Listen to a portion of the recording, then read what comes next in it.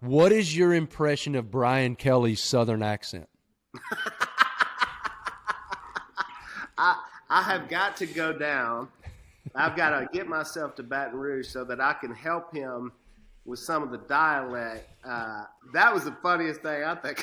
It's hilarious. Me and my family. I said, "Oh boy!" And so that was kind of interesting. And so, boy, he's gonna really have to win now. He's gonna have to win some ball games to make up for that. I don't know. Maybe he got caught up in it. Maybe just got caught up and started like trying to speak the local speak, I guess. I've seen it happen before. I've seen, like, when I get around people who aren't from the South, I'm sure this has happened to you in all of your travels. If they talk to you for long enough, any appreciable time, they start to sort of adopt the way that we talk. Right.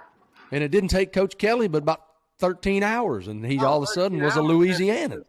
Well, he was drawing everything. He had his long draws out, and he was, that was pretty impressive. So I'm excited about him being there. I think, it'll be interesting to see what how that's going to work out. There's so much going on right now, and so it'll be interesting to see. So but I mean, hey, if you're the winningest coach in Notre Dame history. You've done it.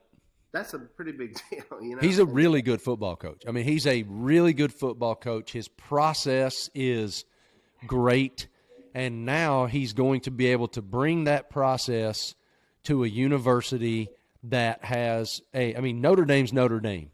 You can recruit to Notre Dame just based on the amazing brand, but there are insane academic expectations at Notre Dame that some other Power 5 programs don't have. And the recruiting base in Greater New Orleans, of course you know that, if anybody does, is as talent-rich as there is in all the land. Yeah. And so I think he'll do well. I mean, he jumped right into the lion's mouth, bro. He didn't go he went to the SEC West. Yeah.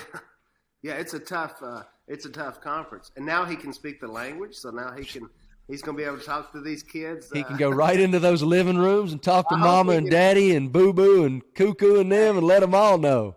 Well, the whole state is rich, and, Nick Saban knows that because he keeps coming over back to Louisiana and pulling all these boys over there to Alabama. So I'd like to see more of them stay here. And so, now he can walk in there and he can yuck it up with these kids. So I'm pulling for him.